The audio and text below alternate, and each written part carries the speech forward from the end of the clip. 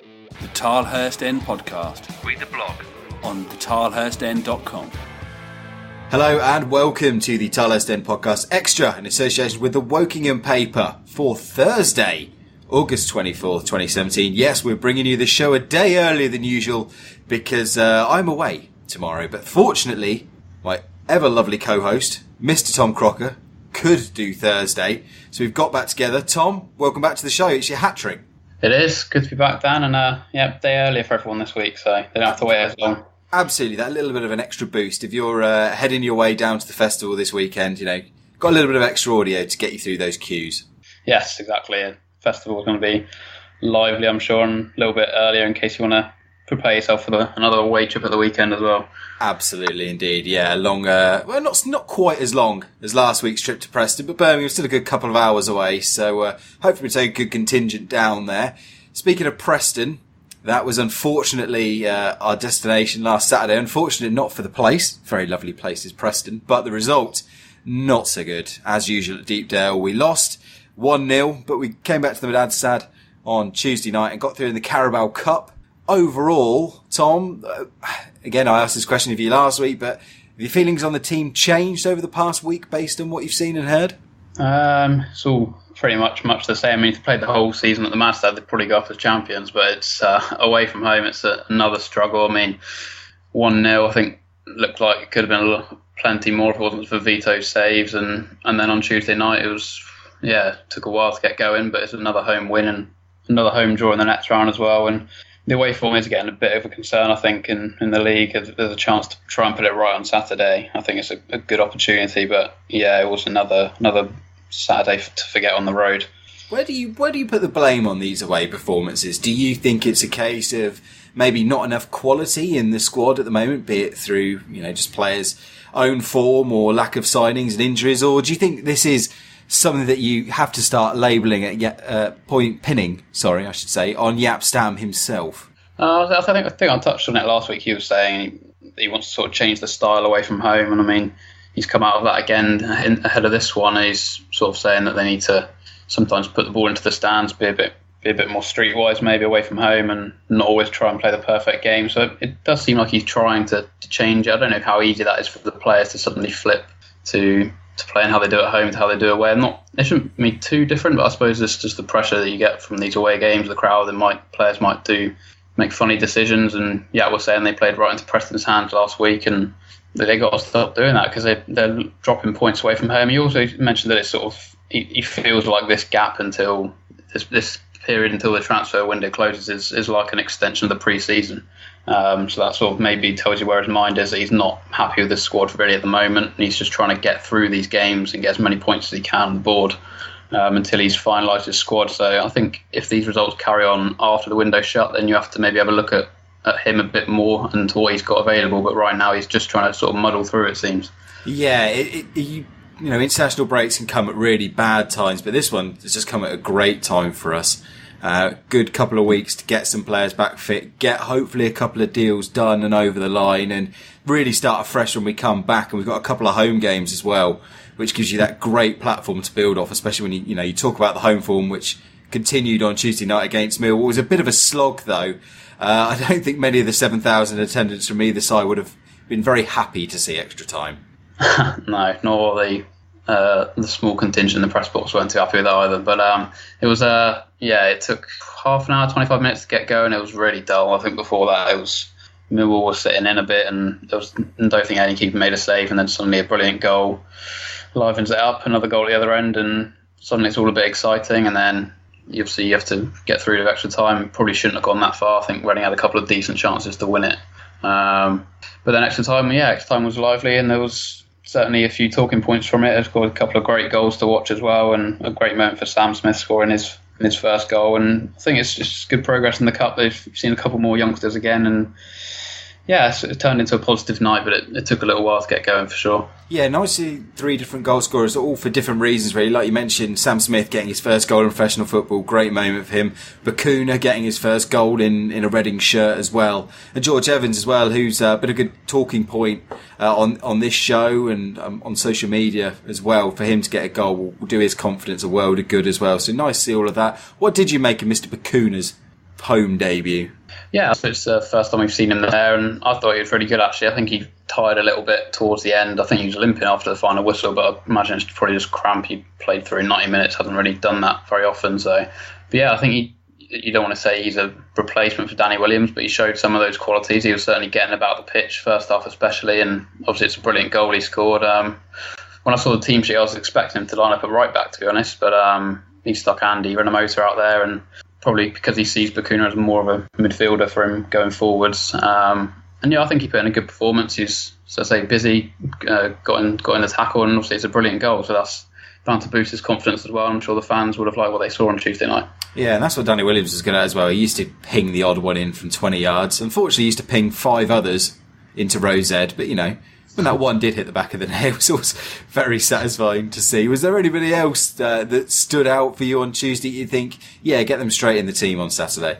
I think I picked out my star man as Pella Clement, actually.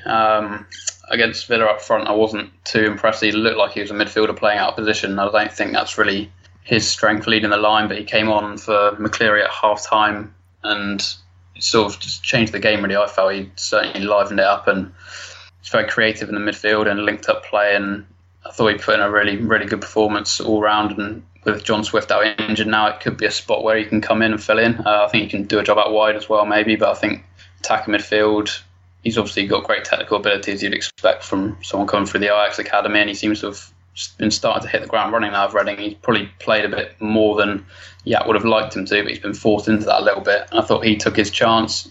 We spoke about George as well before, George Evans, and he got a brilliant goal after about 20 attempts, which went over the bar, it felt like, and finally pinged one in, and then obviously got the assist at the end as well, with a great ball over the top. But yeah, I think you've got to look at the 3 young guys, 3 academy boys he brought in as well. They all did well, Axel, Sam and Andy. And he obviously looked over the summer, and a lot of the academy guys left. Yap let them go, Fosu and Jack Stacey, and you were thinking maybe he's not got much faith in the academy, but he's obviously picked out ones which we might not have spotted before, and he's thrown them into the first team, and I imagine he'd do the same again in the next round. So yeah, there's certainly a few standout displays on Tuesday night. Yeah, Axel, Sam and Andy sounds like a perfect band lineup. Just sounds like it should be on some sort of poster somewhere. And we'll come on to the injury shortly. We touched on John Swift just there. But the reward for knocking out Millwall is, as mentioned, Swansea at the Medeski Stadium on September the 19th. I'm sure we're all looking forward to this, Tom.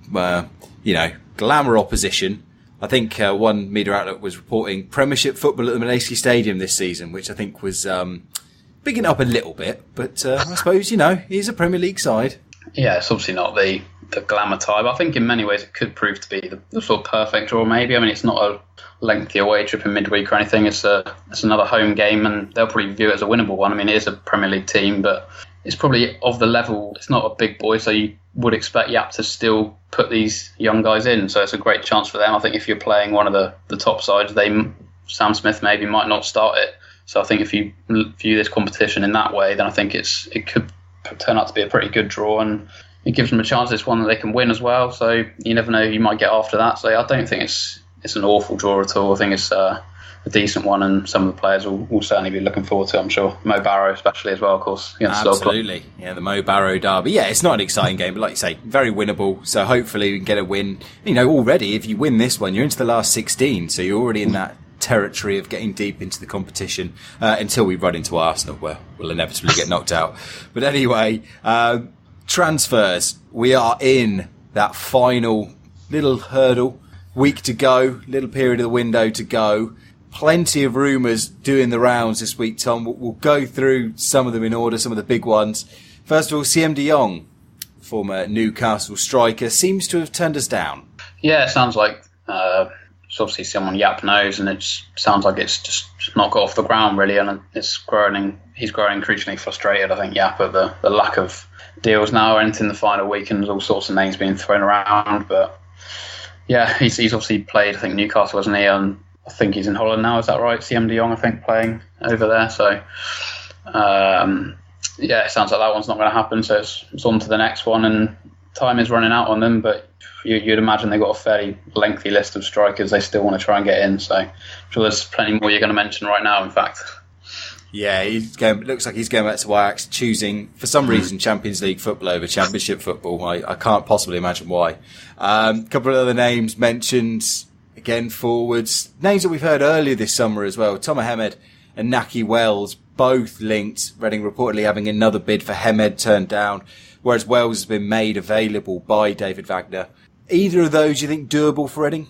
I think they're certainly the sort of names that you probably think are doable. I mean, they're both playing for Premier League sides, and if those two can get the players in they want, then those two might well be surplus to requirements. So it's something that will probably go down right to the last day or two, as it tends to do. But I think Wales has been linked for a long time, and he's obviously proven at the Championship level. And I'm sure Hemed as well. I think he started for Brighton the first week, but I think they're still looking for a striker, so he certainly could be one. And it's just the longer it gets towards the end, the more you think it's going to turn into some sort of loan deal, which is not ideal for anyone really. But yeah, I think those are the two of the names that are much more realistic than some of the other ones for sure.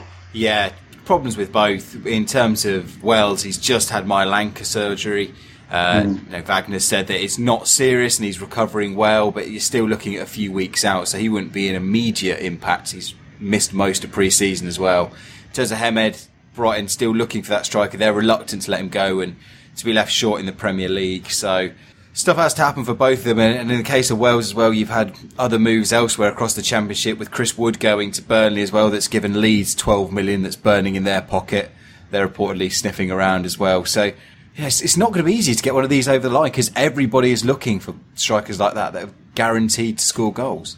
Yeah, of course they are, and I don't think Reading are going to go and splash the sort of £10 million on Wales or whatever. I just don't think that money is there to do that. That's why I can see it ending up being a loan, maybe with a view to buy. Like, I think Grabban was similar, and they obviously opted not to buy him in the end. And I can see something similar to that. Yap's never been too keen, I don't think, to do loan deals, and maybe looking at some of the ones in January, you can see why. But yeah, I think you'd much rather get a permanent one over the line. But I think if you get towards the end of the window and there's still none in there, I think you just have to get a body in somehow, even if it is on loan. And yeah, I don't think they'll be competing with the likes of, if Leeds are going to spend that on one player, I don't think Reading can do that, so they'll have to look elsewhere, and it's proven tricky. Yeah, a lot of people are saying, it's not that much money, and I think we touched on this a couple of weeks ago. You look at, okay, for the Premier League sides now, it's not that much money. Even for sides coming down from the Premier League, it's not that much money. But Reading had a turnover a couple of seasons ago around about 20 million. And, when you take that into account, that's your entire revenue for a year. To then go and spend 10 million on one player either takes a massive financial commitment from your owners, or you're completely gambling with the club's finances. So either way, gives that slightly uneasy feeling. So we'll have to see how that one pans out. On the more offbeat names, first of all, I'm sure a household name to most, Mauro Marcanato. I don't know if I'm pronounced that correctly, but I'm fairly sure most Reading fans listening to this won't be able to correct me on the basis that I've never heard of the bloke. No, nor have I, being honest, and it sounds like he's not going to be coming in anyway, so hopefully we won't have to pronounce him too many more times. Yeah, where did this story come from? Honestly, I'm not entirely sure. I think it sounds like he was at the game, so then I suppose when the transfer window is open and the players at the game, it's easy to put two and two together, and then questions have been asked later, and they're sort of saying it doesn't sound like it's going to be happening. The fact he's in Reading obviously is a bit curious, but I think it was the agent, has said that he's not here to sign for Reading. If the agent's saying that, then the agent tends to try and build up these moves rather than shut them down. So yeah, it was like that. Do you remember that case? I can't remember the guy's name now. A couple of seasons, either last season or the season before, where a guy took pictures of himself having a tour around the Manchester. Do you remember there was that picture of him and Nick Hammond? Oh, yes, I do remember that, and I can't remember. Someone's shouting at their radio now. But yeah, picture in the tunnel, wasn't it, or something? I think. Yes, yeah. I just remembered. Yeah, there was a shot of him and Hammond, and it was like, "Yeah, he's signing," and it was like, "No, he's not." But anyway, Mr. Marcanato is a 20-year-old Argentinian striker. Even if we wanted to sign him, I think the work permit rules would mean it'd be virtually impossible to get him a permit. You have to play for your international team, or at least be in the frame. So I can't see how that one would get through. And the other name is offbeat, but we do know this man. He has a very good song about him. At least 50% of the songs about him. Ola John, Tom. The Daily Mirror reporting that Reading are interested in bringing him back. Any truth to this one at all? No, I think he's a winger for starters, and the one place they don't need anyone is on the wing. So I can't see why they'd even want to bring him back. I imagine he wouldn't be cheap either, wages wise. And it seems whenever a half decent Dutch player becomes available, they seem to get immediately linked to Reading at the moment. Jaap's spoken about many positions he needs, but he never mentions winger. So unless he wants to bring him in to play him up front, which I don't think will happen. I think he did all right when he was here before, and obviously some of the fans liked it like we did, but I don't think he's the sort of person now that when they really need a goal-scoring striker, I don't think he's the first name that you think of. You never know at this stage of the window. Obviously anyone could end up rocking up, but he doesn't seem like the sort of person that Reading will be after right now. No, he's a luxury player. He had flashes of excellence. It's why he's moved to several big European clubs in his career. But look, he did nothing for Wolves last season. I think he's completed 90 minutes 3 times in 4 seasons, or I think it's 4 times in 3 seasons. Just not a 90-minute player, a luxury player. And like you say, we need a striker right now. It's not where you want to be spending your cash. If Reading hadn't gone out and signed the likes of Barrow and Clement, it might say, okay, maybe there's a spot, but yeah, wingers completely overstocked. No, thank you. Unless he wants to come and play for pay-as-you-play deal, but can't see him giving up a nice juicy contract for that. No, and like I say, if he's only played 90 minutes 3 or 4 times, we've got enough players on the books at the moment that are struggling to get through 90 minutes, so I don't need another one who's maybe not 100% up to speed. I think they need to try and sign someone who, in that first game after the break, can come in and start straight away and start scoring pretty quickly. Yeah, the squad's big enough. Now we just need to sign proven quality. We've got enough potential players. We've got enough, iffy players. It's just time to go out and get as close to a guaranteed thing as you can. But we're talking about players injured and players that can and can't get through 90 minutes. Unfortunately, last time we spoke, it all seemed great. The treatment room was emptying out. 1 week later, it's all gone a bit pear-shaped. 2 injuries in 1 game up at Preston. Liam Kelly and John Swift. What is the news for those 2? Yeah, well, it was obviously, like you say, it was looking like all back and we're all ready to go. And then suddenly it seems to be back to square one again. John Swift, he's missing now for, I think, 4 weeks, Jaap said. Which is a shame. He looked good against Villa, I thought. And maybe if you're trying to look at positive, it might not be. It's obviously not the worst timing because 4 weeks at the moment might only mean he misses 2 or 3 games. And if he can have a couple of weeks off, he's obviously had a busy summer, so it could be good for him to have a couple of weeks off now. Because obviously he has had some criticism this season when he's been thrown straight back into action after the Euros. Liam Kelly, I think he should be all right for the weekend. It sounded like a dead leg, and I think 2 or 3 times has said he was deliberately kicked, so he's clearly not happy with that challenge on Liam Kelly.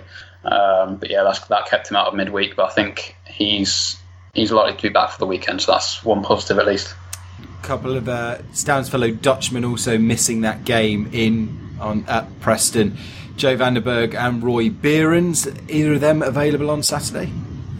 Yes, I think both of them should be in contention. I think Roy Behrens was back over in Holland just for family reasons. But Jaap said he should be back for the weekend, so that's good. Obviously, he's probably not really ready to start, though. He's only played, 10-15 minutes of football this season.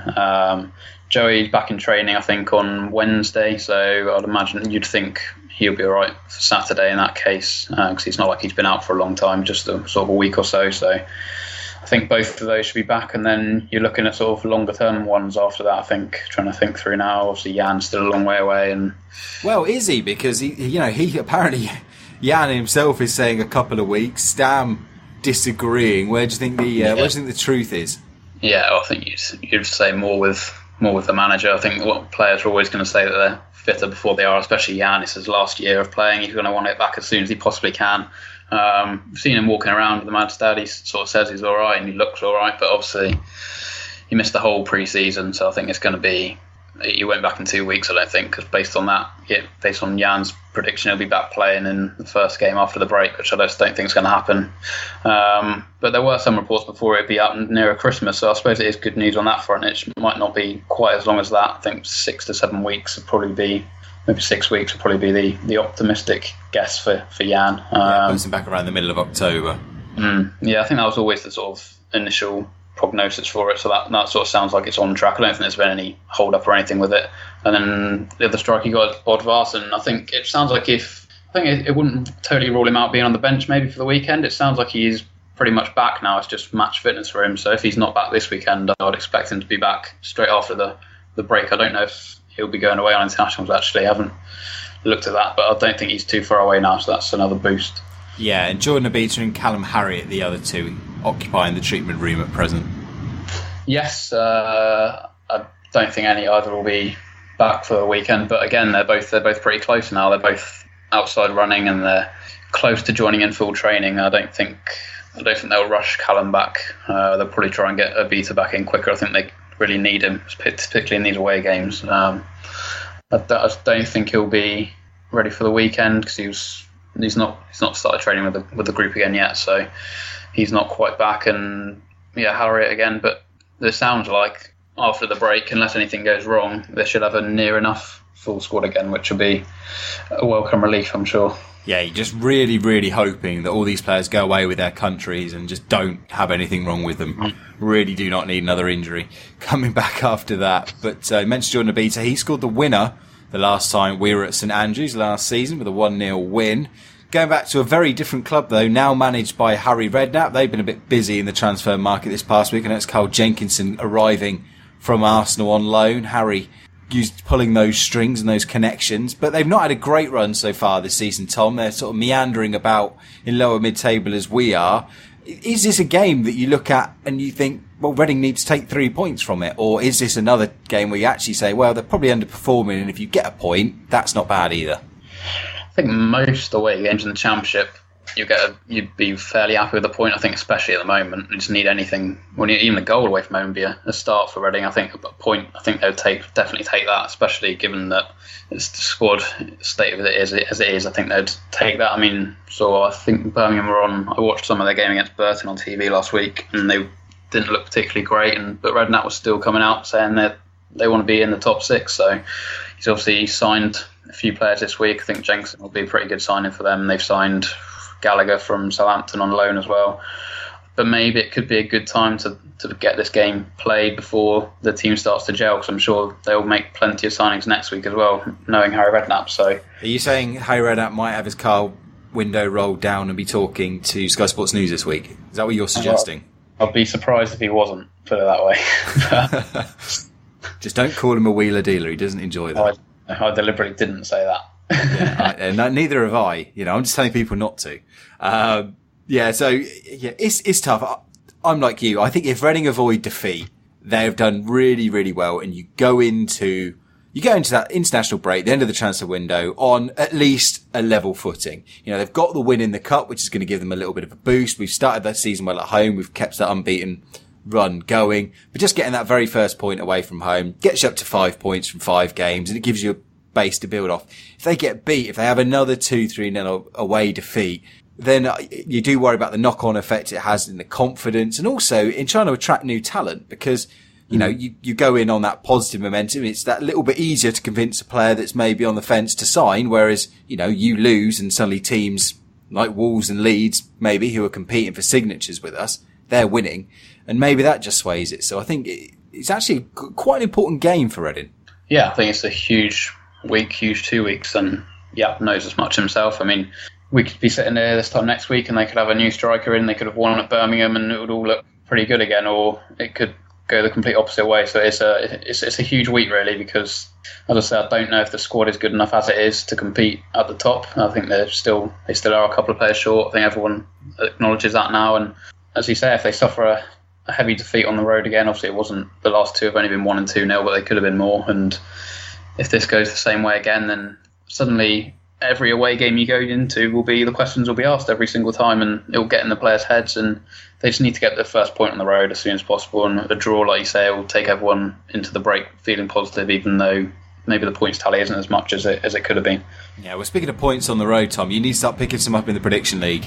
Still joint bottom, although nobody got anything from the Preston game. We were all far too positive, so that taught us a lesson. What say you for Birmingham? So far, I've gone for a 2-0 Birmingham win, and Johnny has taken my previous stance of 1-1. I need to stick to my hunch, I think. So I was going to go 1-1 against Fulham and changed it to 2 last minute. And I said on here last week I was going to go for a Preston win, and I changed my mind right at the end. So I've thought the whole week it's going to be 1-1. So I think I'm going to have to stick with that and hope they can get that first point and start moving me up that table as well, because I can't be at the bottom for much longer. Excellent. Well, that has been entered into the book, as that noise effect from my computer just suggested. So that is in the books. Right.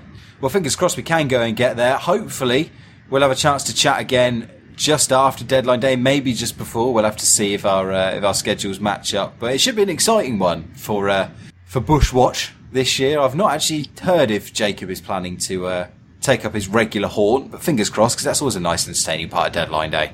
Yes, I think he certainly is, based on Twitter. So yeah, that will liven things up, and like we say, we all know they're looking for players again. So it's set to be a busy one for sure. If you had to take a guess, a random punt, just in case we don't speak to you before deadline day, how many do you think Reading will get in between now and deadline?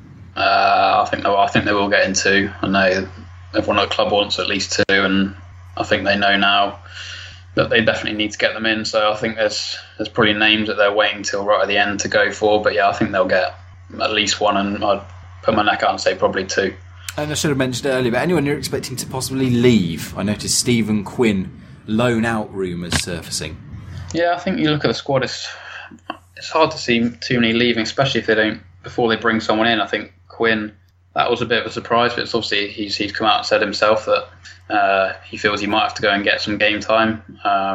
It would seem strange on the face of it, but I suppose if they brought in another midfielder, I know you mentioned last week maybe that George Evans might be at the bottom of the pecking order when people were rumoured to be bidding for him, but perhaps Quinn is below that, and he feels he needs minutes, and the only way he feels he can do that is away from here. So I don't think they'll let him go just yet unless they get somebody else in, purely because of numbers. I don't think they can afford to, but if somebody comes in, he might be allowed to go. It'll be a shame though, because obviously he looked decent on Tuesday night, and he obviously had a horrible time with injuries. But if he feels he needs to go, then I'm sure Yap would try and sort that out for him if he had the numbers available himself. As for the rest of the squad, I don't think there's anyone else really set to go. I don't think they've got anyone looking for a move. Everyone's pretty much involved every week at the moment, so I'll be surprised to see anyone go unless some silly bid comes in from someone. Yeah, I can't speak about Quinn without bias, because I really love that man, so I really hope he stays. I think he's got a lot to offer. But likewise, I could totally understand if Stam has told him that he's not first or even second choice, that he might have to go for his own career. You know, his contract's up, I believe, this summer, so he'll want to prove he's got another big deal in him. So yeah, I wouldn't begrudge him if he did move on in those circumstances. Anyway, we'll have to move on. It is Birmingham away on Saturday. Tom, thanks very much for joining me as always. What can we look forward to in the Wokingham paper this week?